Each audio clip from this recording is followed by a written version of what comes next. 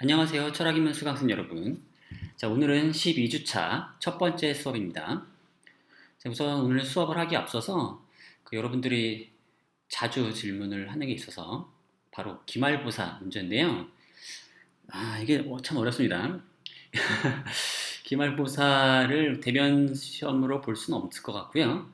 결국 비대면 시험으로 하려고 하는데요. 비대면 수업도 비대면 시험 역시 여러 가지 문제가 있어요.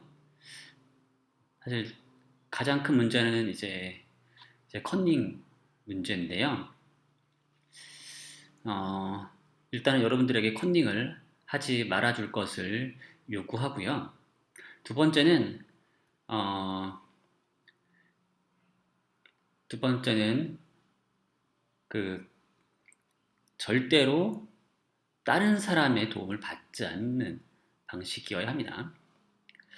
대신 본인이 그동안 강의 노트를 볼 수는 있어요. 그러니까 제가 봤을 땐 결국엔 이제 오픈북 시험의 형태를 띠고 그 다음에는 그 서술형 문제를 이제 이용해서 이제 컨닝이 무의미한 그런 형태의 시험을 볼 수밖에 없을 것 같고요.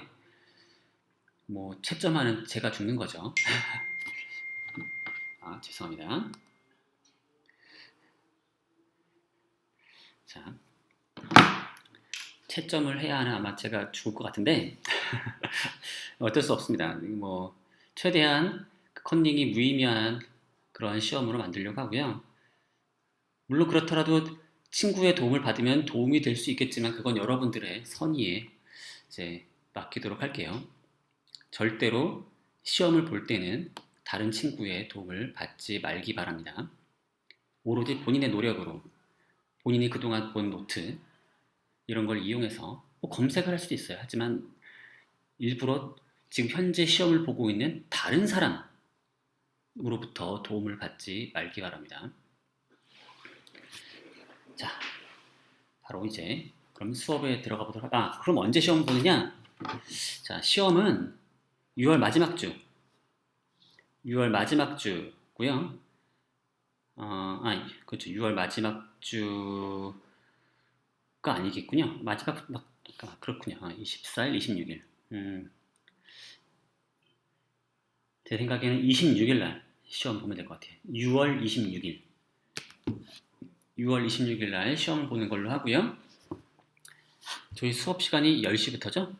그러니까 6월 26일 10시부터 시험을 보는 거고, 일단 제가 과제를 딱 그 과제 형식으로 여러분들에게 시험 문제를 그 시간에 딱 공개를 할게요. 그러면 그것에 맞춰서 여러분들이 시험을 열심히 보고서 제한 시간 내에 제가 문제를 만들어 봐야 할 것 같은데 그 제한 시간 내에 그 답을 작성하여서 다시 과제 이러닝 센터에 제출을 하면 되는 방식입니다. 자, 그렇게 하도록 하겠고요. 요 얘기는 다시 한번 공지를 드리도록 할게요. 명시적으로 공지를 드릴게요. 그러니까 6월 26일 금요일 오전 10시에 시험을 보는 겁니다. 그리고 시험 시간은 아마도 1시간. 뭐 길어봤자 2시간일 텐데 2시간 시험 보는 건 너무 힘들 것 같고 자, 1시간 정도로 이제 해보려고 노력할게요. 문제를 거기에 맞춰서 그 시간 안에 풀 수 있는 방식으로 문제를 내보겠습니다. 그럼 되겠죠? 자, 그러면 이제 정의란 무엇인가로 넘어가 보도록 할게요. 자, 이 정의 문제는 결국 공평한 분배 문제인데요. 문제는 이 사회, 이 세계에는 불평등이 너무나도 열려 있다는 거죠. 이 세계는 불평등으로 가득 차 있어요. 누구는 부자고, 누구는 가난해요. 누구는 먹고 살 걱정 없이 살고 있지만, 누구는 지금 당장 먹고 사는 문제에 허덕이고 있죠. 그래서 어떤 나라에서는 일부 가족들은 병이라도 고칠 수가 없고, 아이를 낳았지만 아이를 제대로 기를 여력이 없고, 그래서 죽어나가는 아이들도 많이 있죠. 사소한 질병으로 이제 목숨을 잃는 아이들도 많아요. 그래서 TV 광고도 많이 나오죠. 그래서 세계 국가 간의 불평등이라 그 격차는 어마어마하죠. 국가 내에서도 불평등이 가득하죠. 그렇죠? 어떤 사람은 풍족한 집의 지원을 받아서 뭐 과외를 할 수도 있고 다양한 이제 체험을 아주 손쉽게 할 수도 있고 누구는 돈이 많아서 그래서 마음껏 모험을 즐길 수도 있죠. 그리고 그런 모험을 즐긴 것들이 다양한 자산으로 쌓여서 그래서 다양한 이제 재능으로 발현될 수도 있고요.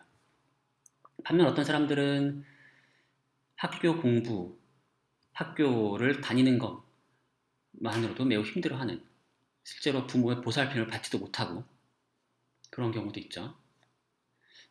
또는 부모의 보살핌은커녕 부모의 학대를 받는 아이들도 있고요. 이러저런 이유로 제대로 성장하기 어려운 아이들도 있고요. 병에 걸려서 제대로 치료받지 못하는 아이도 분명히 이 나라에 존재하고요. 돈이 없어서 맨날 이제 라면으로 때우거나 하는 아이들도 있고요. 그런 아이들이 공부에 집중할 수 있을까요? 그럴 수 없죠. 과연 그러고 자 그런 종류의 차별, 불평등 그리고 그런 것들이 결국에 뭐로 이어져요? 각각 사람들의 재능과 능력의 차이를 알 수도 있고 결국 사회에서 요구하는 어떤 인재를 보통 인재라 그러죠. 인재를 선발하겠다. 근데 결국 그 인재에 포함되는 사람과 포함되지 못하는 사람으로 나누어지게 되고 그럼 결국 두 그룹 사이에 소득의 차이도 생기고 삶의 질이 또 달라지겠고 그리고 그들이 또 가족을 꾸리고 또 자식을 낳고 자식을 길러게 된다면 그런 불평등이 또 자식에게 또 이어지죠. 여러 가지 의미에서 정말로 우리의 세계는 또 우리의 나라는 불평등으로 가득 차 있습니다. 물론 자 이런 불평등 중에는 이제 책임을 딱 꼬집을 수 있는 것도 있어요. 예를 들면 노력에 따른 차이. 어떤 사람은 열심히 노력하고 어떤 사람은 열심히 노력하지 않고 맨날 탱자탱자 놀았어요. 그에 따라서 그 둘 사이에 뭐 성적 차이가 생길 수도 있고요. 공부를 하면 아니면 두 사람이 같이 일을 했다면 업적의 차이가 생기겠죠. 성과의 차이가 생기겠죠. 그런 성과의 차이에 따라서 보상이 달라지는 것에 대해서 대체로 뭐라고 그러지 않죠. 열심히 노력한 사람에게 더 주고 열심히 노력하지 않은 사람에게는 이제 덜 주고 하는 게 정당하다고 보통 많이 생각해요. 그리고 그런 불성실의 결과로 제대로 얻지 못한 것의 책임은 결국 누구에게 돌아가요? 본인에게 돌아가는 거죠. 본인이 그 책임을 가지고 있죠. 내가 열심히 안 했기 때문에 나는 덜 가져갈 수밖에 없다. 내 책임이다. 이렇게 책임을 본인에게 묻게 되죠. 또는 불평등의 책임이 누구 타인에게 있을 수 있습니다. 타인에게. 고의적으로 차별해요.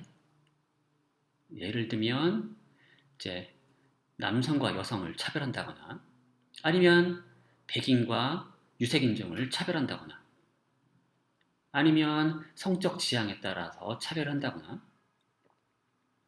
또는 또 뭐가 있을까요? 지역에 따라서 농촌 출신이냐 어디 출신이냐에 따라서 차별한다거나 등등등 아니면 옛날에는 이제 지역 감정이라고 하는 게 또 있어가지고 이제 경상도냐 아니면 전라도냐 이런 거 가지고도 상당한 그 차별들이 이루어졌었죠. 자 이런 고의적인 차별들이 만약에 있다면 그로 인해서 불평등이 나타났을 때 그 불평등의 책임은 누구에게 있어요? 이런 고의적인 차별을 저지른 그 사람들에게 있겠죠. 그리고 그 사람들에게 이제 책임을 물을 수도 있겠죠. 그래서 그걸 뭐 도덕적으로 책임을 묻든 아니면 법적 책임을 묻든 그런 방법이 가능합니다. 물론 어려운 것들도 있어요.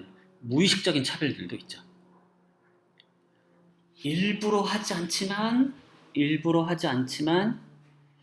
일부러는 하지는 않지만 뭔가 이렇게 무의식적으로 이렇게 그렇게 되는 것들이 있죠.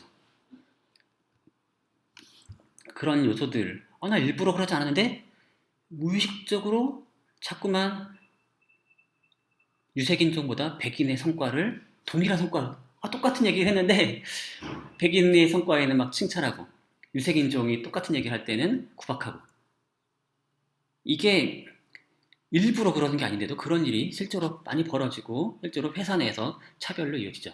그리고 그런 것들이 실제로 눈에 드러나기도 합니다. 근데 이런 것들을 이제 어떻게 책임을 물어야 할지 상당히 어려운 케이스들이 있긴 있고요. 또는 고의적이라 하더라도 상당히 교묘해서 이게 여러 그 비난을 모면하는 방식으로 이루어지는 차별들도 있어요. 네. 어쨌든 그런 어려운 것들은 좀 일단 한번 제외하고, 일단 이런 것들, 일단은 책임을 물을 수 있는 불평등이라고 합시다. 해보고요. 그리고 또 사실은 이게 참 어려운 문제, 요즘 세계적인 문제 중에 하나가, 특히 이제 미국에서 벌어진 문제 중에 하나가 지금 인종 갈등이 있죠. 이게 사실 엄청나게 오래된 문제인데, 이게 책임을 물을 수 있다 하더라도 해결이 왜 아직도 안 되고 있냐 생각해보면, 이게 책임을 물을 수 있다는 것만 가지고 이게 해결이 쉽다라고 단정 짓기는 어려워요. 자, 근데 오늘은 일단은 이런 책임을 물을 수 있는 불평등 말고 책임을 묻기 어려운 불평등 케이스들로 한번 넘어가 볼게요. 자, 그런 게 뭐가 있느냐? 예를 들면 운에 의존한 것들이 있어요. 예를 들면 내가 어느 나라에서 태어났느냐, 내가 어느 가정에서 태어났느냐. 자, 그러니까 내가 부유한 나라에서 태어났느냐, 아니면 가난한 나라에서 태어났느냐, 또는 내가 부유한 가정에서 태어났느냐, 아니면 가난한 가정에서 태어났느냐, 또는 자녀를 잘 보살펴 주는 그런 부모 밑에서 태어났느냐, 아니냐, 등등. 또는 내가 천부적으로 어떤 재능을 타고났느냐. 자, 이런 것들 다 사실은 운에 의존하고 있죠. 내가 뭐 선택하거나 내가 뭐 노력한 게 아니죠. 절대 그럴 수 없는 거죠. 내가 태어난 어느 국가에서 태어날지 내가 선택한 게 아니죠. 어느 가정에서 태어날지 내가 선택한 게 아니죠. 어떤 재능을 타고날지 내가 선택하지 않았어요. 결국 만약에, 그런데 이런 요소들은 분명히 이 사람의 소득이나 뭐 직업 이런 거를 결정지을 때 상당히 중요한 요소로 작용하겠죠. 그렇죠? 엄청 중요해요. 그런데 그리고 그런 차이는 결국 불평등을 낳겠죠. 부유한 집에서 태어난 사람과 가난한 집에서 태어난 사람 사이는 분명히 기회의 차이가, 다양한 자원의 차이가 생길 것이고, 맞죠? 엄청나게 그 여러 가지 자원을 제공해 준 그 부모 밑에서 태어난 사람은, 자란 사람은 다양한 지원 속에서 다양한 체험을 하고 그런 이득을 볼 수 있겠죠. 하지만 자원이 없는 부모 밑에서 태어난 사람은 아무런 혜택도 받지 못하고 자신의 재능을 키울 그럴 기회를 제대로 받지 못했을 거예요. 또는 천부적으로 애초에 재능이 다를 수도 있죠. 어떤 사람은 애초에 엄청난 연기력을 가지고 있을지고, 어떤 사람은 애초에 음악적 재능을 타고났을 수도 있고요. 자, 이런 재능의 차이, 이것도 사실 상당히 심각합니다. 상당히 사람마다 많아요. 어떤 사람은 노력하지 않았는데도 수학 시험 엄청 잘 보고, 어떤 사람은 좋은 부모 밑에서 어떤 나라의 이민이 아니라 유학 중인 부모 밑에 태어나가지고 자연스럽게 영어를 능수능란하게 할 수 있게 됐어요. 별로 노력도 안 했는데. 그러고 한국에 오면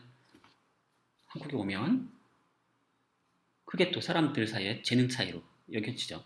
그리고 영어를 잘하는 건 한국에서 매우 중요하게 이제 취급되다 보니까 그런 운이 그 사람에게는 엄청난 혜택으로 작용하겠죠. 결국 순전히 운에 기댄 이러한 불평등이 있다는 거죠. 그리고 이로 인한 불평등의 고통은 단지 불운의 결과죠, 결국. 이로 인해 불평등을 통해서 혜택을 입었으면 그것도 운이고, 이로 인해서 고통을 입는다 하더라도 그것도 불운의 결과인 것 뿐이죠. 행운이냐 불운이냐. 그러니까 고통을 받는 이 사람 잘못이 아니에요. 그렇죠? 두 번째로, 이러한 고통이 다른 누군가의 부당한 행동 때문이냐라고 물어봐도 그렇게 쉽게 답하기가 어려워요. 왜냐?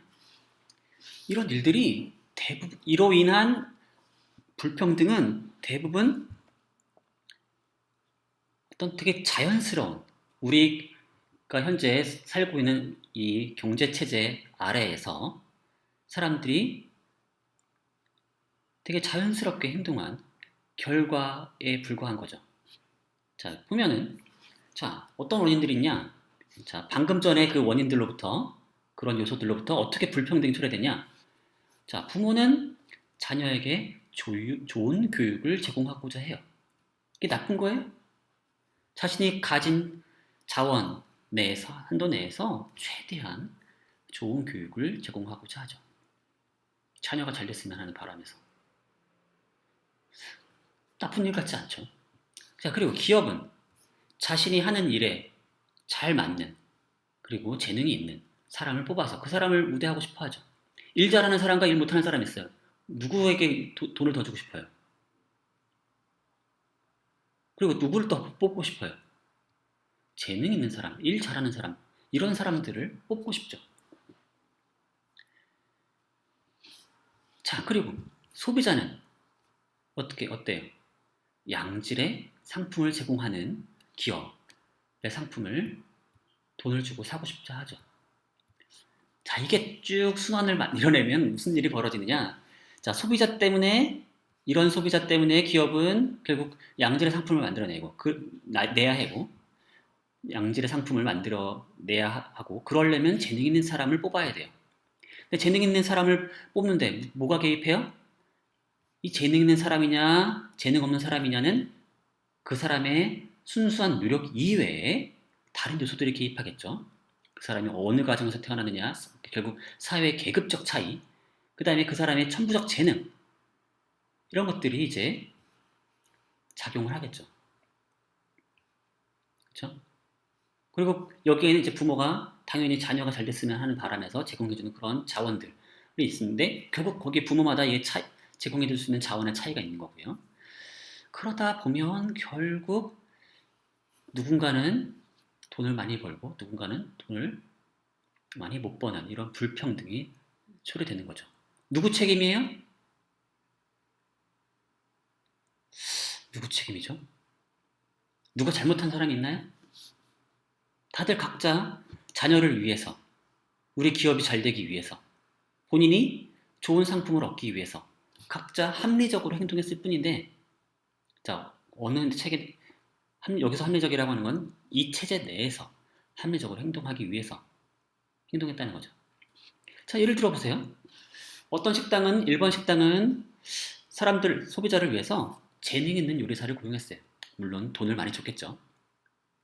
근데 2번 식당은 그렇게 자본이 없었는지, 그만큼의 자본이 없었는지 재능 있는 요리사를 고용할 수가 없었어요. 그래서 그저 그런 요리사를 고용해서 요리를 만들었어요. 그랬더니 손님들이 어디로 가느냐? 다 1번 식당에 가요. 2번 식당엔 파리만 날려요. 자, 이런 손님의 선택은 분명히 2번 식당의 주인과 종업원들을 불행하게 만드는데 일조했죠. 그렇다고 이러한 손님의 선택을 부당한 선택이었다고 말할 수 있겠어요? 2번 식당의 주인과 종업원들을 위해서 맛없는 음식을 먹으러 그쪽으로 가야 되나요? 만약에 하도록 강제한다면 그건 제 자유를 침해하는 거 아닙니까? 자, 이런 심각한 문제가 있죠. 그렇기 때문에 함부로 문제라고 말하기 어려운 것 같아요. 자, 그럼에도 불구하고 손님의 선택 자체는 부당하지 않더라 하더라도 뭐가 부당하다고 할 수 있겠어요? 이 사회 자체가 부당한 거 아니냐? 라고 말할 수 있죠. 왜냐? 이거를 다 허용하는 순간, 다 허용하고 다 이런 식의 사람들의 행동들을 다 합리적이라고 인정하고 이것을 고스란히 인정하면 무슨 일이 초래돼요? 거꾸로 돌아가면 누군가는 자신이 저지르지 않은 잘못 때문에 불운을 겪게 되죠. 그게 특정 누군가의 잘못은 아니라 하더라도 결과적으로 누군가 피해를 입게 되죠. 그리고 그 피해는 책임을 돌릴 데가 없어요. 그럼 결국 누구에게라 돌려야 되죠. 누구에게라도. 그게 누구예요? 사회 체제죠. 경제 체제 아니면. 그렇지 않겠습니까? 자, 이걸 한번 생각해 보기 위해서, 자, 그래서 결국 이러한 불평등은 현재 우리가 살고 있는 경쟁적인 경제 체제의 자동적인 귀결인 거죠. 보통 우리 이제 이러한 체제를 자본주의라고 부릅니다.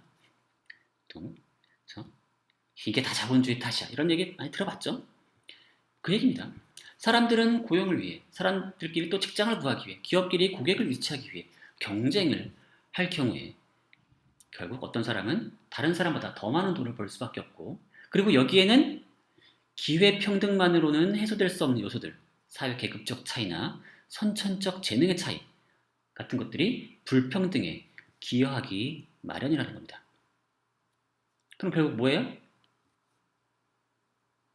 누군가 잘못도 안 했는데 불평등으로 인한 피해를 입게 된다는 거죠. 그럼 결국 부당한 뭔가가 있긴 있는 거 아니냐라고 생각할 수 있고, 그 부당한 것의 그 화살은 이 체제로 갈 수도 있죠. 경제 체제가 문제다. 그래서 사회 구조를 바꿔야 한다.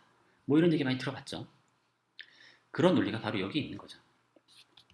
자, 근데 한번 윤리적인 관점에서 도대체 이 부당성은 어떻게 따라 나오는 건지 한번 생각해 보죠. 어떤 관점에서 현재 이 사회가 부당한 사회라고 말할 수 있을까요? 자, 그건 이제 방금 다음에 얘기해 보고요.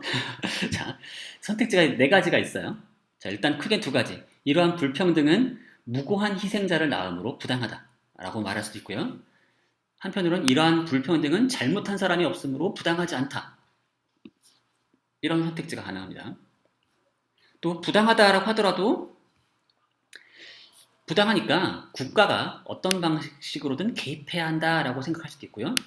부당하지만 국가가 개입할 문제는 아니다. 또는 국가가 개입해야 할 의무는 없다라고 생각할 수도 있습니다. 또 이제 부당하지 않다 하더라도 부당하지 않으므로 국가가 개입해서는 안 된다라고 생각할 수도 있고요. 부당하지 않지만 국가가 개입해야 한다. 이런 선택지가 가능한지 잘 모르겠는데 논리적으로는 만들 수 있죠. 행렬을 딱 2 곱하기 2로.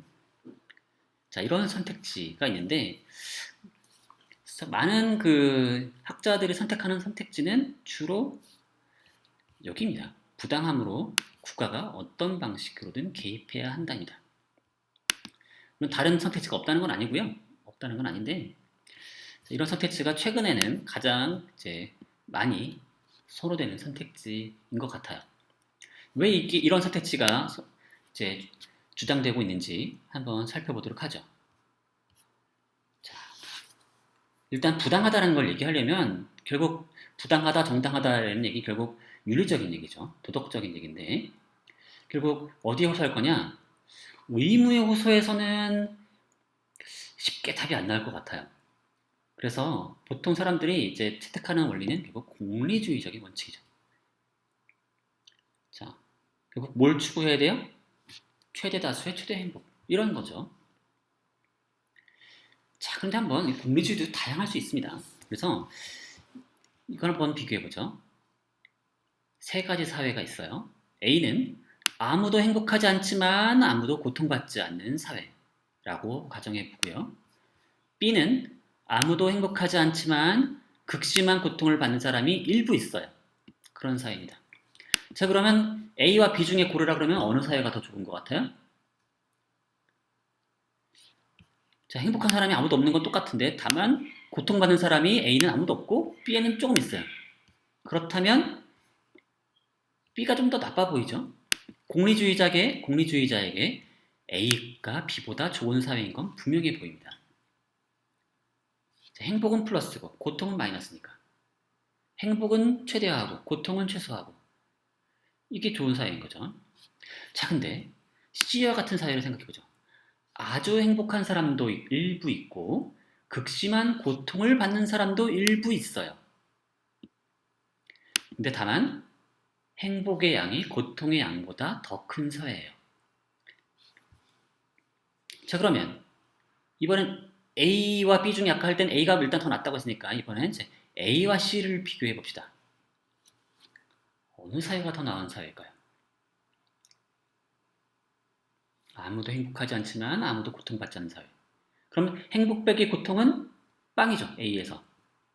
반면에 C는 행복 빼기 고통은 0보다 커요. 그렇죠? 행복의 양이 고통의 양보다 더 큰 사회라고 가정했으니까. 그러니까 행복 빼기 고통의 총량을 따지면 A보다 C가 더 좋아 보이죠. 그리고 보통 공리주의자들이 보통 얘기할 때는 행복과 고통을 총합을 생각하는 거죠. 그래서 행복은 플러스고 고통은 마이너스라고 생각해서 결국 행복 빼기 고통이 최대화되는 그런 사회를 추구하자라고 하는 그런 원리로 생각하자면 C가 더 좋은 사회처럼 보입니다. 그렇죠? 그런데 어떤 공리주의자들은 C보다 A가 더 낫다라고 생각하는 공리주의자도 있어요. 뭐냐면 이 사람은 고통 쪽에 더 가중치를 더 크게 두는 거죠. 그래서 행복보다는 고통을 줄이는데 더 중요한 의미를 부여하는 겁니다. 왜 그래야 되느냐에 대해서는 여러 가지 논변이 가능한데요. 사실 사람들이 자 이런 생각해 보세요. 최저 생계 그 수준을 생각해 보세요. 최저 생계 수준보다 아래에서 최저 생계 수준까지 올라갈 때 그때 얻는 그 부가적인 행복과 최저 생계 수준에서 동일한 수준만큼 동일한 금액만큼 돈을 더 버는 사회, 더 버는 때 얻는 그 행복 어느 쪽이 더 클까요? 그러니까 사실 이게 계량의 문제가 있긴 있는데요. 만약에 이게 돈 문제라면 분명히 이런 직관이 있어요. 최저 생계 수준보다 뭐 100만 원만큼 적을 때 그때 이제 100만 원만큼 더 버는 것과 최저 생계 수준에서 100만 원만큼 더 버는 거랑 이 최저 생계 수준을 기준으로 해서 그 아래에서 100만 원이랑 그 위에서 100만 원은 다르다는 거죠. 각각의 사람들에게 어느 쪽이 더 큰 의미를 가져요? 최저 생계 수준보다 100만 원 낮은 사람이 100만 원 높아질 때 얻는 행복이 훨씬 크지 않겠느냐라는 거죠. 여기서 지금 행복, 고통 이게 개념 자체가 이미 혼재되고 있어요. 지금 죄송한데요. 그러니까 결국 그 공리라고 하는 거, 유틸리티를 계산할 때 애초에 사람들이 고통 쪽에 훨씬 더 가중치를 많이 부여한다는 겁니다.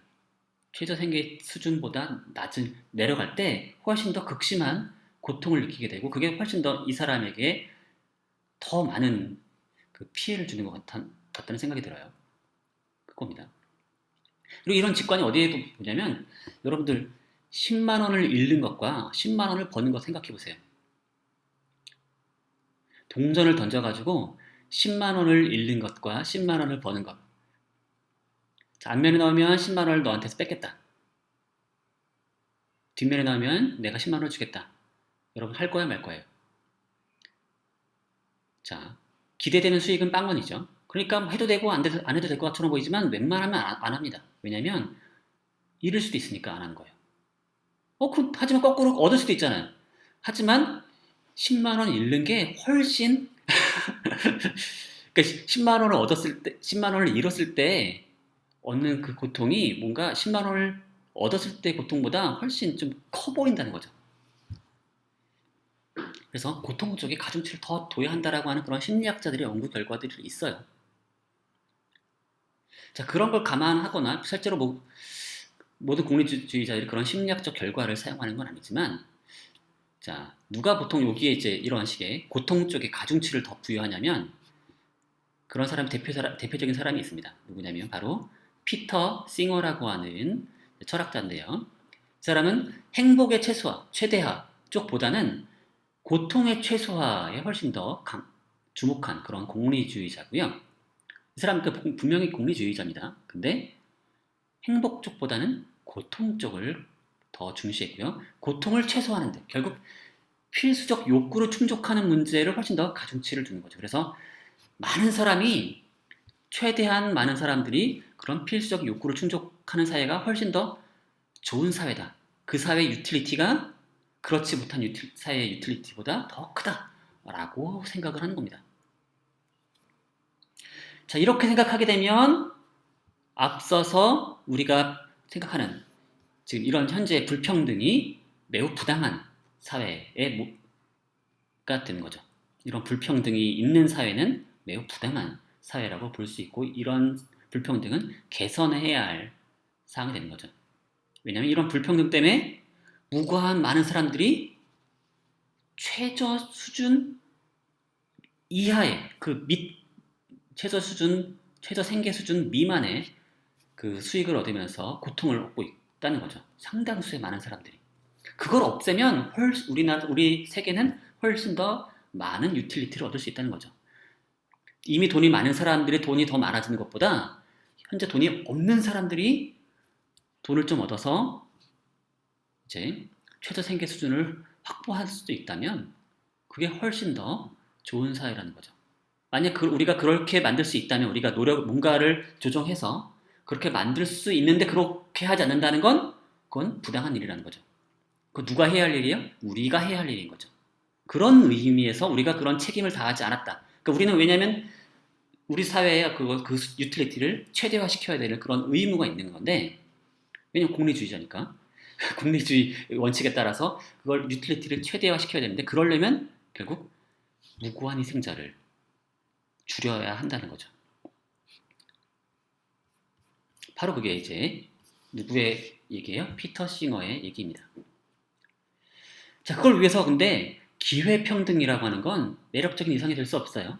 그거는 흥미있고 수입이 좋은 그런 직업을 그런 좋은 직장이라고 보통 우리가 얘기하는 뭐 변호사니 의사니 판사니 하는 것들 그런 직업을 추구할 능력을 타고난 운 좋은 사람에게 상을 주고 그러한 성공을 거두기 어렵게 만드는 유전자를 가진 불운한 사람들에게는 벌을 주는 방식이다.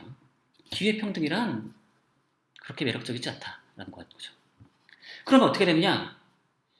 그럼 균등한 분배를 하자는 거냐? 그렇다는 건 아니에요.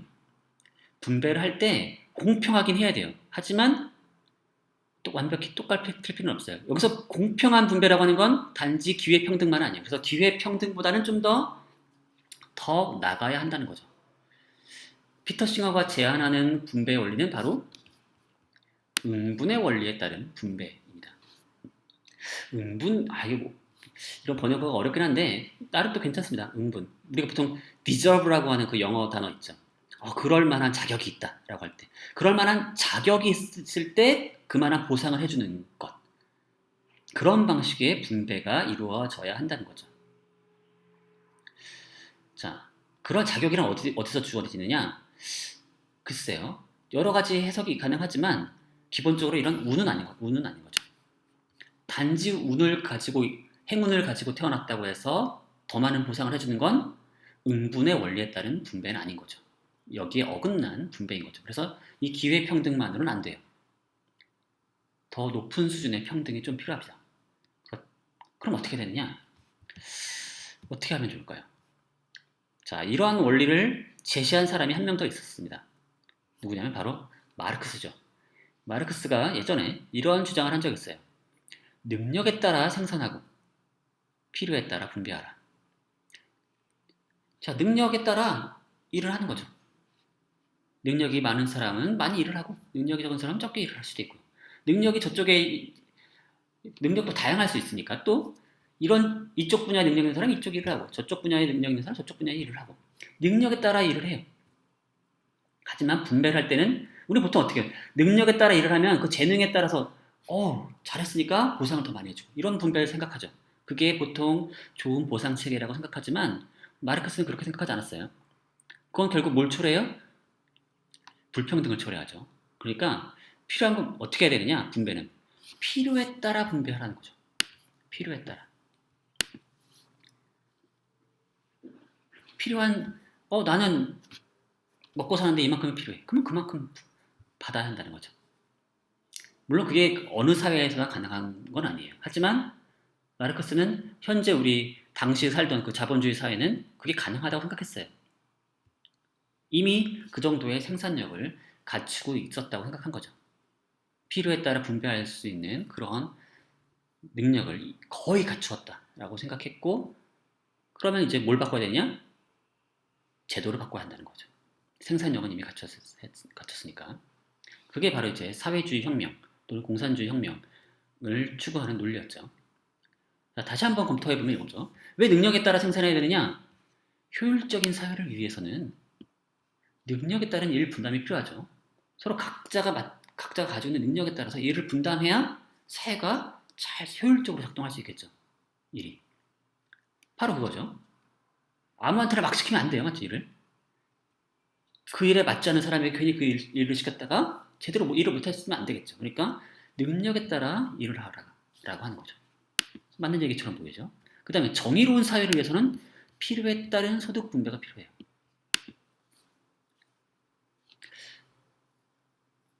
그리고 사람마다 정말로 그렇죠.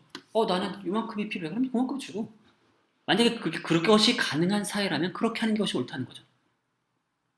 따라서 일의 성격, 그 사람이 무슨 일을 하느냐, 그 일이 얼마나 어렵냐, 그 일이 얼마나 사회적으로 가치 있냐, 이런 등등등은 정의로운 소득 분배와 무관한 거죠. 아무리 어려운 일을 하고 그 일을 하는데 엄청난 공부가 많이 필요하다. 이런 거 다 그 일의 임금과는 무관한 거라는 거죠. 일을 할 때는 능력에 따라 하지만 돈을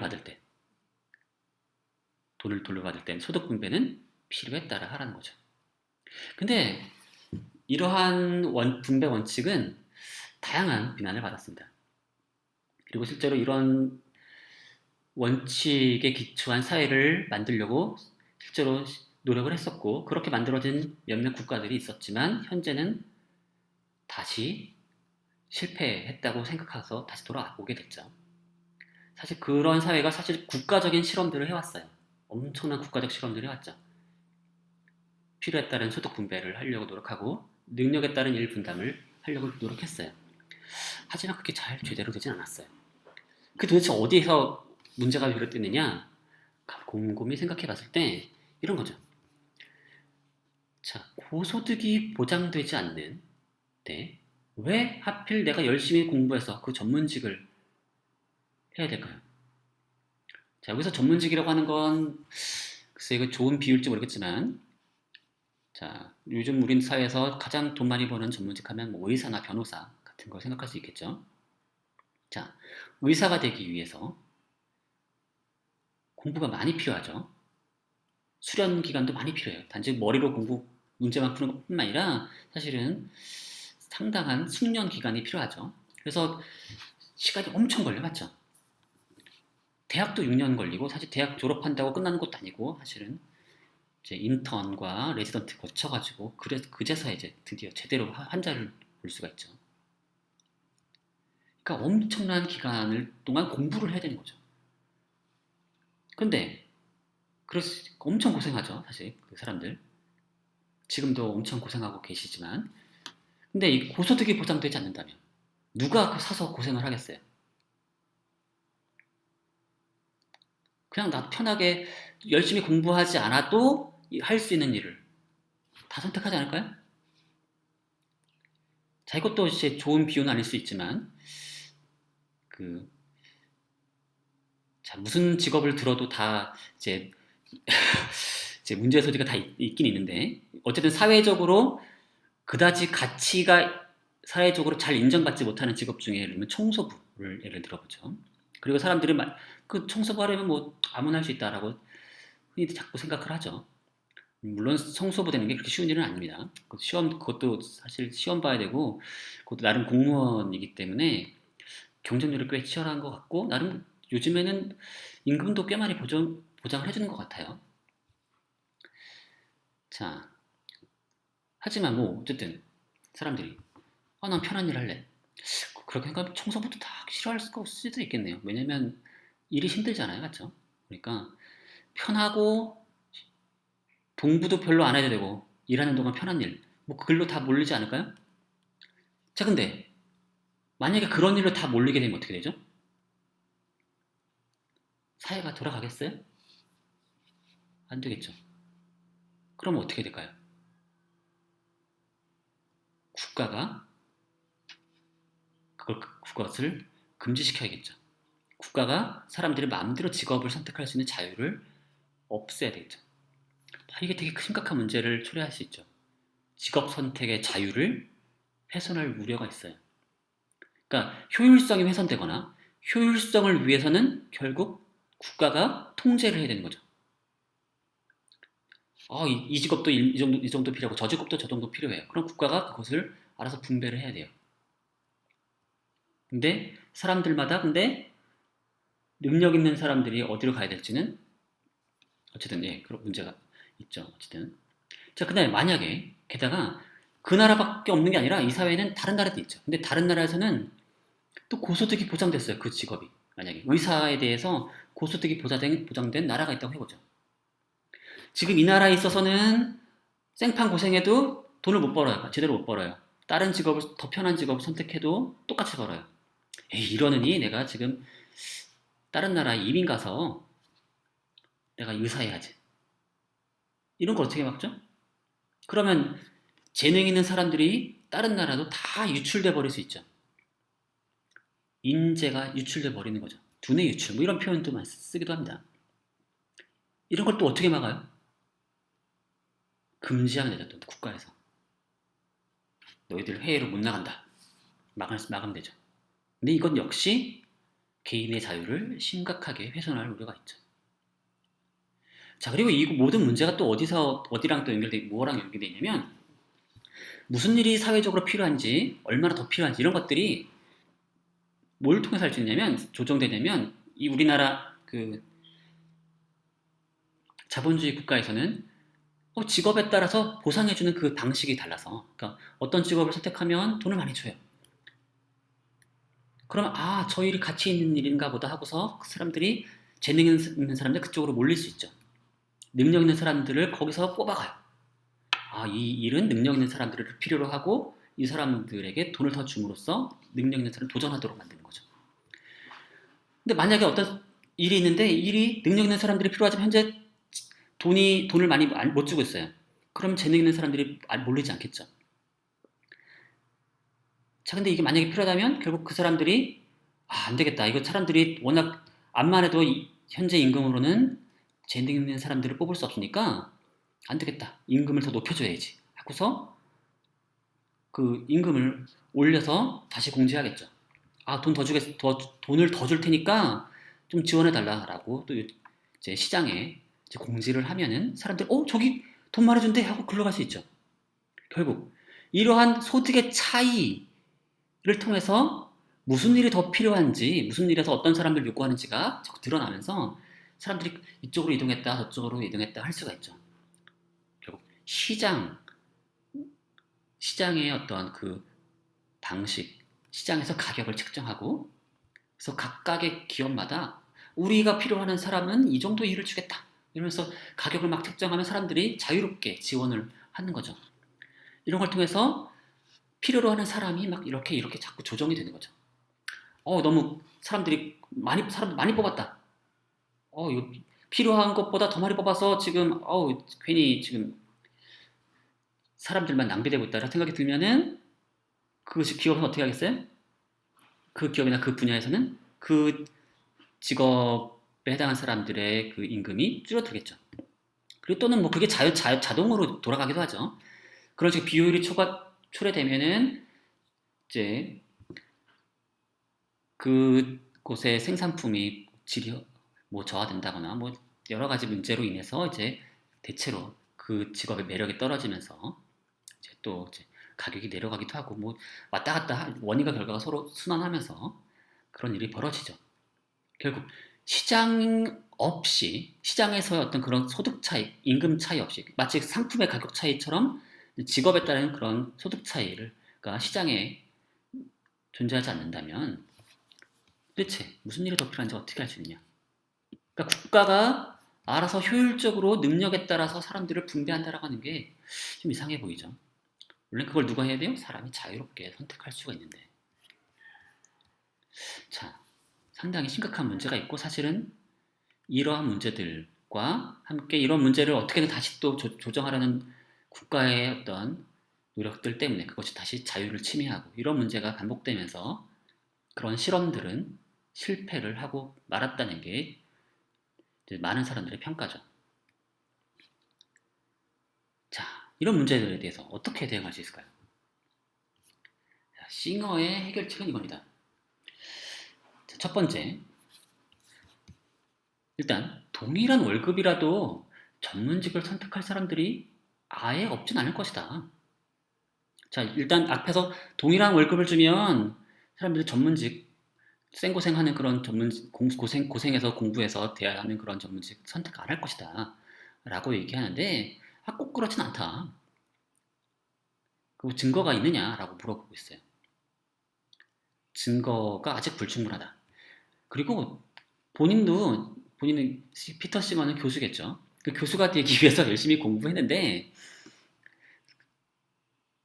그게 꼭 그 보수를 위해서 그랬던 건 아니고 그리고 그 공부를 하던 그 시절 되게 본인 자체가 즐거웠다. 그래서 그런 즐거움을 위해서 이제 자신과 같은 직업을 선택할 사람이 분명히 있을 것이다. 라고 얘기를 합니다. 물론 본인도 이것만으로는 부족하다는 걸 인정을 해요. 이것만 가지고는 사회에서 요구되는 그런 사회에서 요구되는 그런 필요에 의해서 이제 직업을 이제 이리저리 제대로 분배할 수 있을 것 같진 않다라는 걸 인정하고요. 그래서 노력에 따른 인센티브가 필요하다는 점을 인정합니다. 실제로 사람들이 이런 더 많은 소득이라고 하는 게 동기로 작용하죠. 아, 저 직업을 선택하면 더 많은 소득이 필요하다. 근데 저 직업을 얻으려면 노력이 필요해요. 그래서 자신이 가진 능력을 최대한 발휘할 수 있도록 노력을 하겠죠. 그리고 이러한 노력이 결국엔 전체 사회에 이익으로 돌아올 수 있어요. 결국 이런 이기적인 동기가 결국에 전체 사회에 도움이 될 수 있다는 거고 사실 이런 식의 논리를 경제학자들이 매우 중시하고 있죠. 바로 보이지 않는 선 같은 게 있기 때문에 이제 본인의 개인의 이익을 추구하는 행동을 이제 금지해서는 안 된다. 라고 하고 오히려 그것이 전체 사회를 위해서 이익이다. 라고 주장을 하는 거죠. 물론 여기에는 허점도 있어요. 왜냐면 바로 앞에서 봤듯이 누구는 총 이익으로 보면은 왠지 이게 훨씬 더 이익처럼 보이긴 하지만 분명히 불이익을 받는 사람들이 항상 존재하게 되고 이런 불평등 때문에 그걸 간과할 수 없다는 거죠. 어쨌든 그게 이제 정의에 대해 관심을 가진 사람들이 파고드는 점이고요. 어쨌든 그렇다고 이제 경제학들이 강조하는 요 점을 우리는 받아들여야 한다는 거죠. 그래서 싱어는 이걸 받아들입니다. 그래서 노력에 대한 보상이 필요하다라고 얘기를 하죠. 그래서 그들의 능력이 어떠하든 간에 그들의 능력의 상한선 가까이까지 일하는 사람들에게 보다 많은 돈을 지불할 필요가 있을 것이다. 라는 거죠. 자, 재미난 거는 능력 그 자체에 돈을 지불하지 않아요. 기준이 뭐예요? 노력인 거죠. 그래서 능력이 각각 다를 수 있는데 어떤 사람의 능력치는 여기까지, 어떤 사람의 능력치는 여기까지 최대 상한. 그럼 거기 근처까지 얼마나 근접하느냐를 가지고 이제 우리가 돈을 지불해야 한다는 거죠.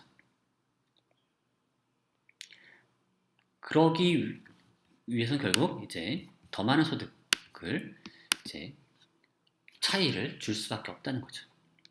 다만 이제 싱어는 이렇게 얘기하는 거죠. 적정선을 좀 찾아야 한다. 현재와 같은 의사와 청소부의 소득이 만약에 현재 20배 차이가 난다고 했을 때 꼭 그 정도 차이가 나야 되느냐?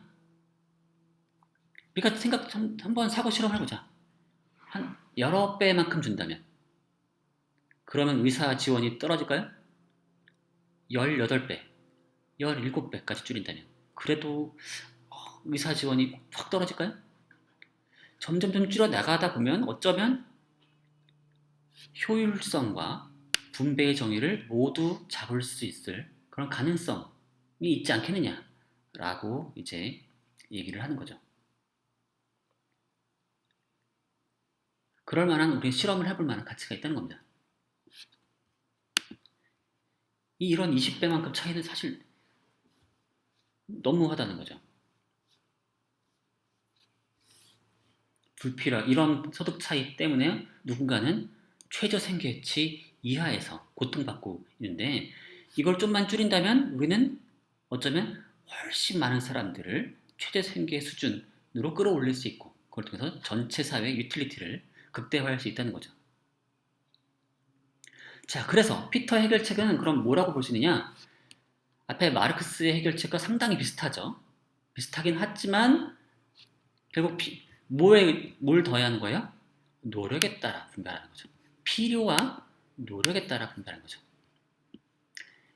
그렇죠? 필요하지도 않은 그런 분배 차이를 주는 건 적당하지 않지, 불공평하다고 생각해요. 하지만 그런 원리만 가지고는 이제 사람들이 이제 저마다의 능력을 최대한 발휘하지 못할 거라는 걸 알기 때문에 이런 사람들이 최대한의 노력을 발휘할 수 있도록 노력에 대한 보상이 필요하다는 거죠. 그래서 이 필요와 노력에 대한 보상이 필요에 따른 분배의 원칙과 노력에 따른 어떤 그 보상의 원칙, 이걸 적절하게 이제 절충해야 한다는 거죠.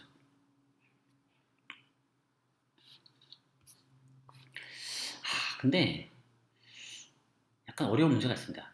뭐냐면 지금 노력에 대해 보상을 하라고 했죠. 그리고 이 노력에 대해 보상을 할 때 뭘 가정하냐면 각각의 사람마다 잠재적 능력이 어디까지 있다고 가정하고 그것을 노력을 통해서 거기에 얼마만큼 다가갈 수 있느냐를 가지고 측정을 하자고 했죠. 거기에 대해서 보상했다. 자, 그런데 각각의 개인이 가진 잠재적 능력을 어떻게 알 수가 있을까요? 이 사람이 잠재적 능력이 이만큼인데 요만큼만 하고 있는 건지 아니면 잠재적 능력이 거의 그만큼인데 실제로 그만큼 하고 있는 건지 어떻게 알 수 있죠? 그걸 알아야 보상을 줄 수 있을 텐데 잠재적 능력은 게다가 현실화된 결과랑 완전히 무관하지 않죠. 그래서 참 이게 어떻게 평가할 것인지가 상당히 좀 어려운 문제가 있고요. 그 다음에 노력에 대해서 평가한다 그러려면 노력을 어떻게 평가해요? 노력을 평가하는 방식이 있긴 있죠. 제가 여러분들에게 자꾸만 매주 제가 그 과제를 주는데 이거 일종의 노력에 대한 평가를 하려고 하는 겁니다, 사실은. 단지 여러분들이 얼마나 머리가 좋은지, 얼마나 추론 능력이 있는지 이것만 하려고 하는 건 아니죠. 웬만하면 제 강의를 최대한 잘 들었으면 성실하게 그걸 들었으면 풀 수 있을 만한 거기에 적당한 어떤 이제 시간만 투자하면 점수를 받을 수 있을 정도로 최대한 최소 9점 정도는 받을 수 있을 정도로 제가 문제를 설계하고 있는데요. 물론 그게 노력에 대한 평가이긴 하죠. 근데 이게 사실은 노력에 대한 평가 결국 뭐냐면 저도 어려워요. 왜냐면 매주 그걸 만들어내야 되잖아요. 매주 만들어내야 하니까 이제 귀찮기도 하고요. 그 다음에 여러분들을 자꾸만 간섭해야 돼요. 자꾸 감시해야 되죠. 감시를 해야 돼요. 상당한 간섭이 필요해요. 그리고 결국 이 노력은 뭘 위한 거죠? 결과물을 위한 거죠. 그래서 이 노력에 대한 평가를 잘못 만들면 이상한 방식으로 인센티브가 하게 됩니다. 그러니까 우리는 결과를 만들어내기 위해 필요한 노력에 대해 보상을 하고 싶어요. 그렇죠? 근데 자칫하다간 노력 그 자체에 대한 평가를 할 수가 있거든요. 그래서 사실은 원하는 결과, 예를 들면 제가 우리 수업의 경우에는 여러분들이 이제 철학적인 질문을 스스로 던지고 그에 답하는 그런 이제 연습을 하려고 하고 그런 능력을 키우고 싶은 거죠. 그걸 위한 연습으로서 노력을 이제 요구하는 건데 그와 무관한 방식으로 예를 들면 달달 외운다거나 그런 평가를 하기 쉽죠. 저도 사실은 일부분은 약간 그런 걸 하게 되고 이게 자꾸만 이게 그런 부분이 생길 수밖에 없어요. 그래서 노력에 대한 평가를 하다 보면 이게 결국 평가가 왜곡되기 쉽다는 거죠. 왜곡되기. 상당한 간섭이 필요할 뿐만 아니라 심지어 왜곡될 수 있다. 우리가 실제로 요구하는 결과에 대한 평가가 아니라 노력 그 자체에 대한 평가를 하다 보면 사실은 도달하고자 하는 목표랑은 무관한 다른 종류의 노력에 대한 평가만 하게 되는 거죠. 사실 그것과 관련된 게 각종 시험들일 텐데요. 이 시험들이 보통 기업이나 대학에서 사람을 뽑기 위해서 시험을 많이 보죠. 그런데 시험을 볼 때 결국에는 뭘 원하겠어요. 기업들은 시험을 통해서 자신의 회사에서 일을 잘 할 사람들, 뭐 능력이 뛰어나거나 성실하거나 사람들과 원만하게 지내거나 뭐 등등등의 어떤 그런 일종의 능력들을 가진 사람을 뽑고 싶어 할 텐데, 문제는 보통 이제 뭐 예를 들면 수학 시험을 가지고 그게 될까요? 객관적인 평가를 제공해주는 시험들이 우리가 요구하는 능력과 무관한 경우들이 있다 보니까 이게 괴리가 생길 수 있는 거죠. 사실 우리가 능력 그 자체를 요구한다 하더라도 이게 노력과 능력, 어쨌든 자 어쨌든 상당히 어려운 과제가 여기 있다는 거죠. 그 다음에 노력을 자꾸 평가하자 그랬는데, 자 과거의 노력과 현재 노력 중에 어디에 보상을 해야 될까요? 이게 무슨 차이냐? 둘 다 잘하면 좋은 말이냐? 근데 이게 사회 그 보상 시스템이 꼭 그렇지가 않습니다.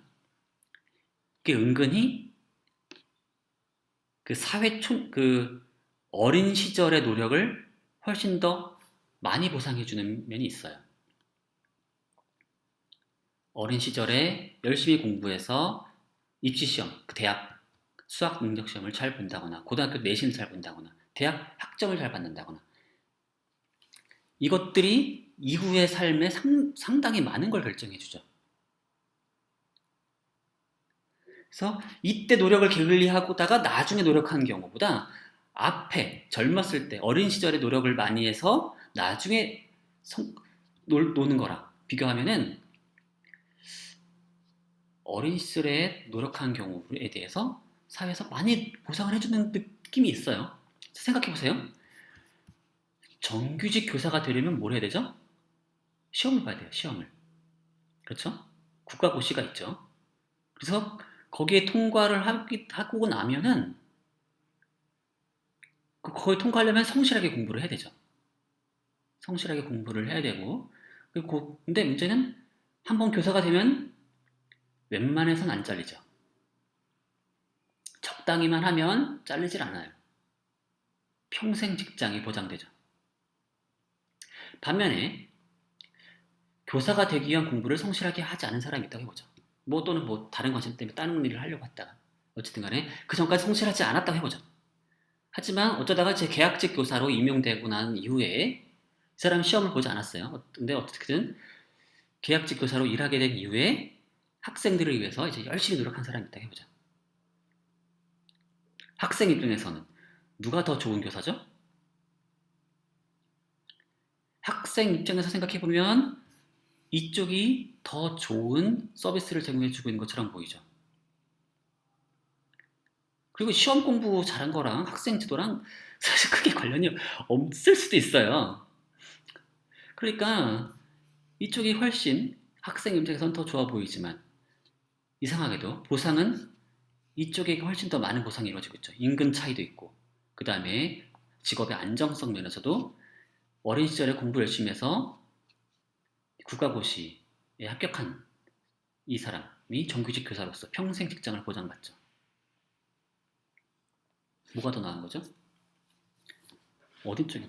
이거 보고 문제가 있는 것처럼 보이는데 살짝 어쨌든 이게 뭐냐면 결국 노력에 대한 노력에 대해 보상을 한다 하더라도 만약에 이게 특정 시점 전까지의 노력에만 보상하게 되면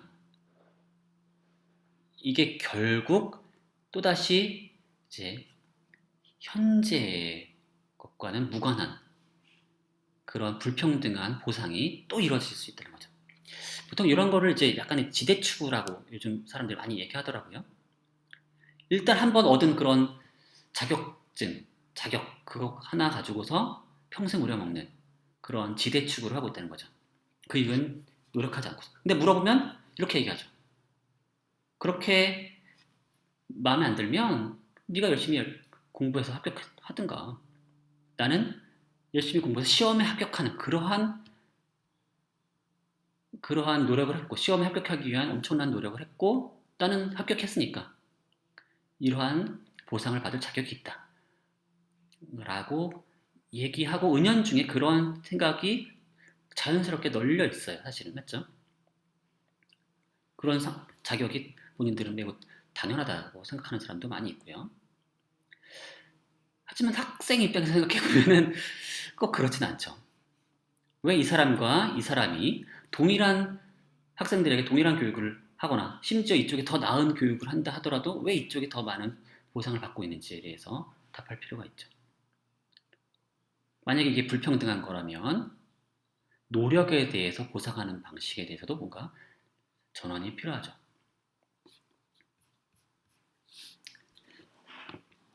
자, 그 다음에 여기까지 노력을 어떻게 측정할 것이냐, 잠재적 능력을 어떻게 측정할 것이냐의 문제라면 다른 문제도 있어요. 뭐냐면 사람이 부지런하다, 게으르다라고 하는 것도 천성적일 수가 있어요.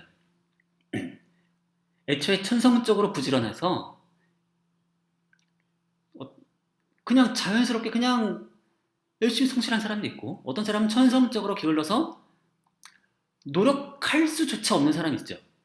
이게 그런 게 성립하느냐 안 하느냐가 상당히 논란거리가 될 수 있지만 분명히 성향 차이가 있지 않나요?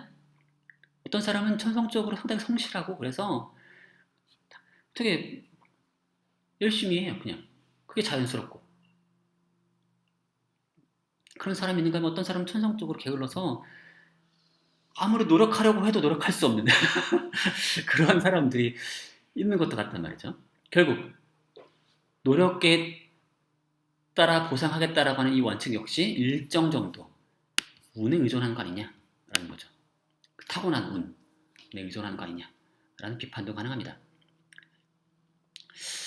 물론 이 문제에 대해서 피터 싱어가 직접적으로 답을 하진 않아요. 이 문제에 대해서는.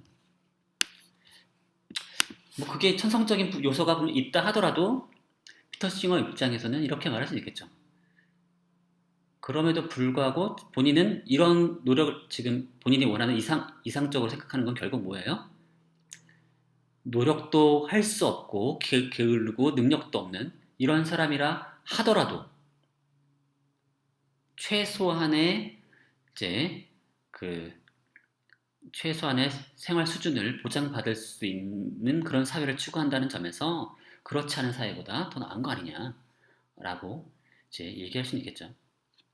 뭐 이 문제를 어떻게 해결할 수 있는 방법이 없는 한 어쨌든 우리가 노력에 대해서 보상하는 게 어쨌든 현재로서는 최선이다라고 얘기할 수도 있는 거겠죠. 자, 그 다음에 또 다른 문제도 있습니다. 뭐냐면 바로 지금 아까 적정선이 필요하다고 그랬죠. 자, 정의로운 분배와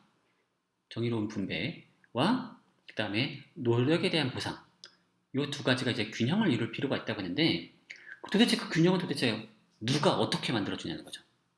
적정 분배 기준은 도대체 누가 어떻게 결정해야 하는 거죠. 일단 누가의 문제를 생각해보면 이걸 국가에서 결정할 수 있을까요? 국가에서 결정한다라고 하는 게 참 이게 또 이 얘기가 들어가기 시작하면은 이게 또 사회주의와 공산주의의 실패를 이용해서 다양한 비판들이 가능하고 여러 가지 우려가 있긴 있습니다. 그래서 국가가 그럼 결정하지 않는다. 그러면은 그럼 누가 하겠어요? 시장에서? 그러면 시장에서 그런다 그러면 그럼 결국 적정 분배 기준이라고 하는 것은 시장에서 자율적으로 이루어지는 거고 아무도 또 거기 개입하지 않는 거 아닌가요?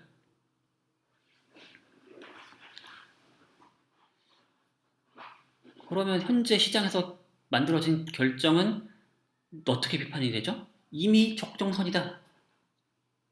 이게 시장에서 이미 만들어진 적정선이다 라고 말했을 때 그 누가 그거에 대해 비판할 수 있죠? 어떤 기준으로? 이렇게 얘기할 수 있죠. 아, 그걸로 인해서 불이익을 받는 사람들이 있고 본인들이 본인이 하는 어떤 일의 그 본인이 하는 노력이나 본인이 하는 그런 거에 비해서 제대로 보상받지 못한다고 생각하는 사람들이 뭘 하면 돼요? 투쟁을 하면 되죠. 결국 시장에서 결정되긴 하지만 거기에는 결국 뭐가 개입해요? 계급 투쟁의 요소가 개입할 수 있죠. 시장에서 알아서 저절로 결정되는 것처럼 보이지만 그 안에는 결국 보이지 않는 힘싸움이 있는 거죠. 덜 주고 싶은 사람과 더 받고 싶은 사람들 사이에 싸움이 있고 이게 만약에 당장 계약의 문제로 해서 누군가 불이익을 받는다면 그 사람 똘똘 뭉쳐가지고 파업도 하고 우리가 자꾸 사람들이 우리를 자꾸 낮춰본다. 우리가 사실 이 정도 임금 받는 게 당연한 게 아니다. 우리 더 많이 받을 자격이 있다. 그럼 어떻게 해야 돼요? 투쟁하면 되는 거죠. 그럼 그게 그런 투쟁을 통해서 이 사람들 이 정도 안 주면 제대로 일 안 해준다. 그래주면 그런 걸 인정받게 되면 결국 돈을 더 주든 이런 방식. 근데 이렇게 생각하면 그것도 그냥 힘싸움에 불과하죠. 각각의 그 행위자들 사이 힘싸움에 불과한 것처럼 보이기도 하고요. 글쎄요. 이 당사자들 사이의 힘싸움이냐 아니면 시장에서의 저절로 결정이냐. 근데 이것만 가지고는 적정하다라고 하는 건 사실 이 말을 아무도 얘기해 주지 못하는 거죠. 아마도 이 적정하다라고 하는 적정 분배 기준에 대한 어떤 얘기는 사회적인 어떤 결정. 근데 이게 국가의 어떤 개입 이런 걸 얘기할 수밖에 없는 거 아닌가 싶은데요. 그런데 만약에 국가가 개입할 수 있다면 어떤 식으로 개입할 수 있을까요? 자꾸 사람들이 이제 우려하긴 하는데 다양한 방법이 있긴 있습니다. 직접적인 개입. 이게 되게 큰일 나는 줄 아는데 개입하는 방법이 있죠. 예를 들면 선발 과정에 개입할 수 있어요. 국가가. 법이나 여러 가지 명령을 통해서 이제 역차별 프로그램을 강제할 수가 있죠. 지역이나 여성, 인종 할당제 같은 거 실제로 하고 있는 나라들이 있고 우리나라에서도 이런 프로그램들이 일부 있죠. 자, 다양한 이제 논란이 있지만 실제로 이런 방법들이 사용되고 있어요. 지금 현재 피해를 입고 있는 사람들이 이제 본인의 능력을 제대로 발휘하지 못하는 그런 상황이 되니까 이 사람들을 어쨌든 간에 좀 한번 일부러라도 지금 현재 수준의 어떤 재능은 좀 떨어진다 하더라도 이 사람들을 뽑아서 이제 길러보자라는 방법이 있는 거죠.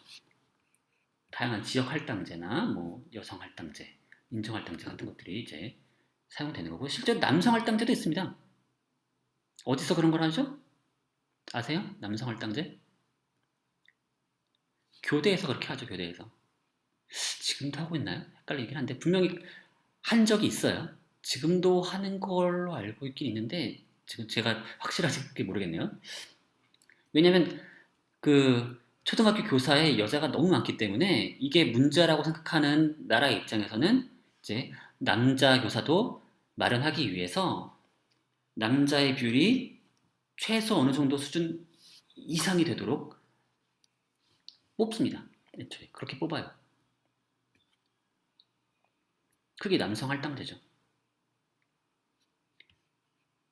자, 실제로 개입하고 있는 거예요.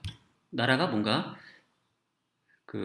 좀 더 공평한 분배를 위해서 또는 그걸 통해서 얻고자 하는 모종의 효과를 위해서 이제 이런 역차별 프로그램을 강제하고 있고요. 그래서 남자와 여성의 여성 할당자가 있는 곳과 남성 할당자가 있는 곳에 보면은 남성과 여성의 커트라인이 달라지는 거죠. 그런 경우가 있고 많은 사람들이 이런 거에 대해서 불만을 가진 사람도 있긴 있습니다. 아니 그 커트라인 가지고 공정한 성적 가지고 해야지 그 외의 기준 가지고 하는 건 문제 아니냐라고 생각하는 사람도 있고, 또는 이런 식으로 뽑아놓은 사람이 무능력할 경우에 엄청난 또 후과를 불러일으키기도 하죠. 이 이유 때문에 억지로 이제 무능력한 사람을 뽑았다라고 이제 비난의 화살이 돌아와서 이런 역차별 프로그램들에 대한 이제 비난이 막 오는 경우도 있긴 있는데요. 이거는 이제 경우에 대해 경우마다 이제 따져봐야 할 필요가 있습니다. 사실은. 자, 두 번째, 직접 개입이라고 해서 사실 임금을 막 국가가 막 결정해주진 않아요. 그렇죠? 그런 방법은 사실은 상당히 좀 우려스러운 면이 있다 보니까 국가에서 직접 직업별 임금을 막 정해버리고 뭐 이러는 경우는 극히 드물죠. 대신에 가장 흔한 방법이 뭐냐? 간접 개입이죠. 간접 개입. 경제 활동 그 자체를 막 개입하긴다기보다는 그로 인해 얻어진 수익을 이용해서 사람마다 소득이 얼마나 있느냐 가지고 소득이 많은 사람일수록 더 많은 비율로 세금을 걷어들여서 재분배 효과를 가지는 거죠. 그걸 통해서 이제 뭐 그걸 또 다시 이제 다양한 방식의 세금을 활용해서 여러 가지 프로그램을 쓸 수도 있고요. 자, 이런 식으로 세금을 통한 재분배가 사실은 많은 나라에서 활용되고 있는 거고요. 우리나라에서도 이미 사용되고 있죠. 그렇죠? 역제세를 사용하고 있으니까요. 물론 그 비율이 어느 정도가 적정하냐에 대해서는 또 사람마다 다양하고 나라마다 또 엄청나게 다양합니다. 그것도 사실 엄청나게 싸움이 벌어지는 부분이고요. 그 다음에 이 두 가지 방법이 다 혼용되는 방법도 있어요. 직간접 혼합형 방법도 있는데요. 실제로 국가가 직업의 수익 구조에 직접 개입하기도 합니다. 그리고 그 직업의 그 직업을 가진 사람들의 소비자가 있죠. 소비자의 비용을 보조해줘요. 어떻게? 전국민 보험을 통해서. 가장 대표적인 사례가 의료보험이죠. 우리나라의 경우가 이런 전국민 의료보험이 아주 잘 돼 있는 나라 중 하나고요. 물론 이런 의료보험 때문에 의사들이 불만이 많습니다. 사실은. 그것 때문에 국가가 하나하나 통제를 하다 보니까 그 보험심사평가원이라고 있죠. 심평원이라고 불리는 그런 기관이 있는데 의사들의 어떤 주적입니다. 거기서 이제 이래라 저래라 이제 어떤 의료 행위에 따라서 다 단가가 붙어 있어요. 그 단가를 누가 정해? 거기서 다 보험심사평가원에서 다 정합니다. 그러니까 국가적으로 의사의 직업 수익 구조에 직접적으로 개입하고 있는 셈이죠. 그래서 의사가 하나하나 통제받는 느낌을 받고 있어, 사실은. 그래서 그리고 내가 엄청난 더 재능이 있다고 해가지고 더 돈을 받을 수가 없어요. 나는 수술을 잘하고 저 사람 수술 못해요. 그러니까 나는 수술 한 번 할 때마다 저 사람보다 두 배를 받겠다. 이렇게 못합니다. 환자랑 흥정을 할 수가 없어요. 또는 가격표를 내 맘대로 막 제시할 수가 없죠. 여러분 병원 가서 이 병원은 몇 원인가 얼마인가 이 병원은 얼마인가 안 보죠. 병원의 등급에 따라서 그거 다 정해져 있죠. 그렇죠? 의원 등급이냐 아니면 병원 등급이냐 아니면 종합병원 등급이냐에 따라서 수가가 다 정해져 있고 여러분들 돈 내는 거 거의 다 정해져 있습니다. 세세하게 다 정해져 있어요. 다 누가 통제하는 거예요? 국가가 통제하죠. 그리고 여러분들 내는 돈까지도 다 보조해 주죠.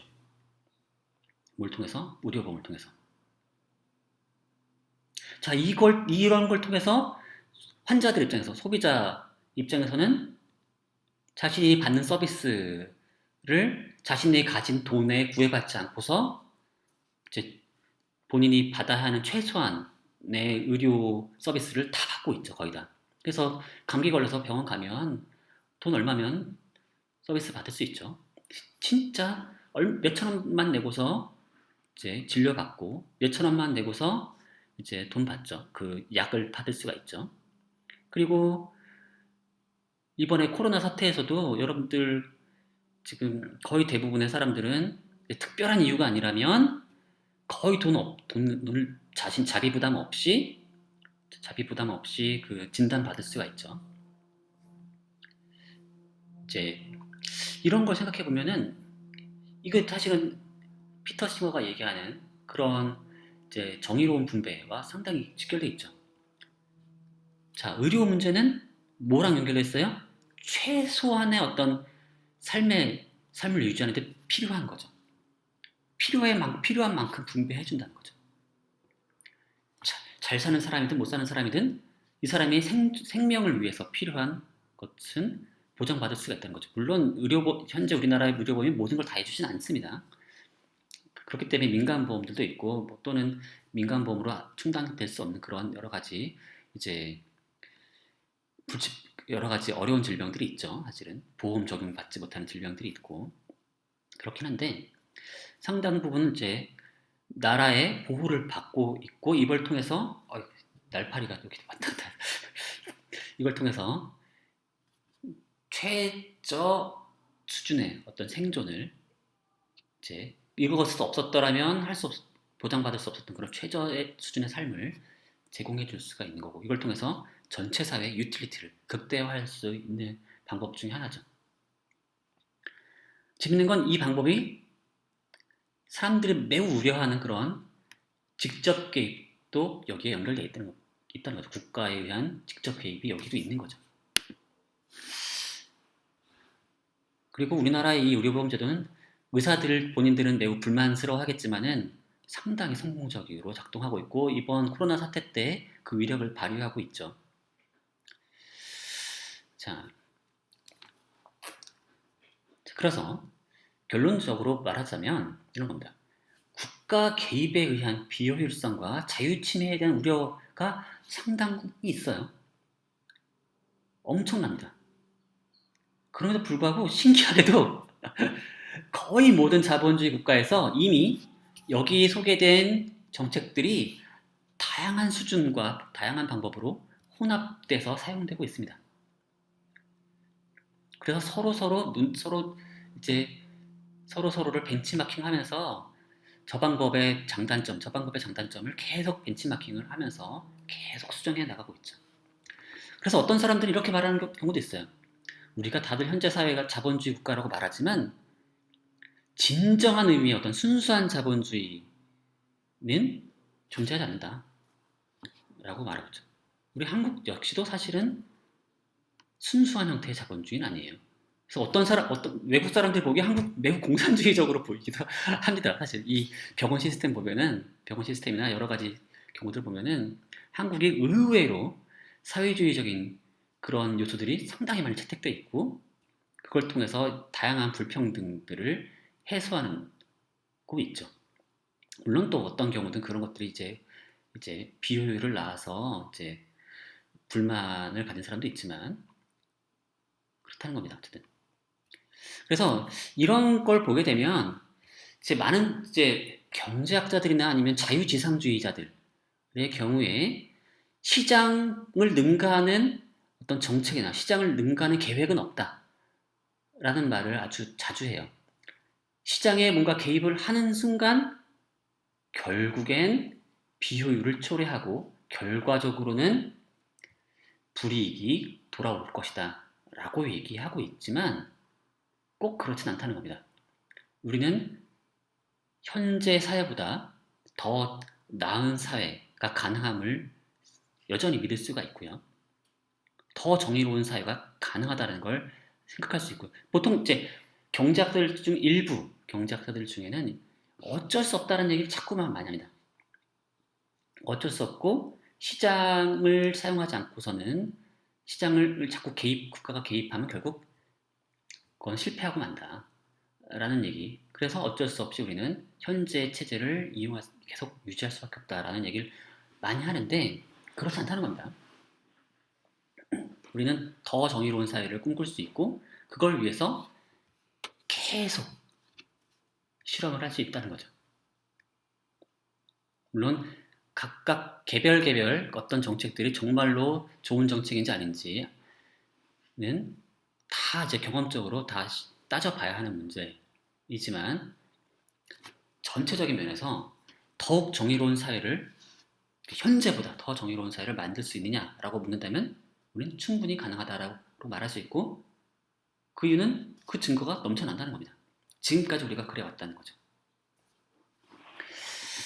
자, 그래서 정리하자면 마르크스와 칭거리턴과 비교하자면 마르크스는 좀 낙관적으로 생각한 면이 있었어요. 뭐냐면 지금 인간이 좀 뭔가 이기적이다라는 동기라고 하는 게 사회 경제 체제가 바뀌고 나면 인간의 본성도 바뀔 거라고 기대했어요. 그래서 자본주의 체제가 혁명을 통해서 사회주의, 공산주의로 바꾸고 나면 거기에 맞는 인간 본성이 발현될 거다라고 생각했지만 그러진 않았던 거죠.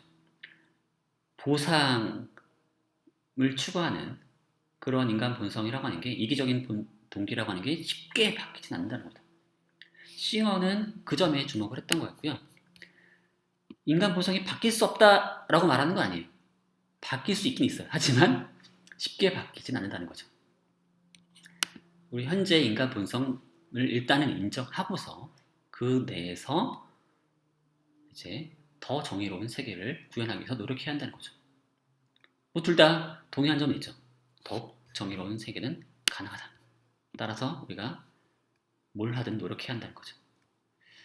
자, 여기까지고요. 여기까지고요. 제가 더 다양한 사례를 가지고 해보면 재밌는 것들이 있을 텐데 여기까지만 하도록 하겠고요. 제가 과제 또 마찬가지로 목요일까지 과제를 올려드릴 테니까 다음 주 화요일까지 제출해 주시기 바랍니다. 자, 그럼 여기까지 하도록 하고요. 감사합니다.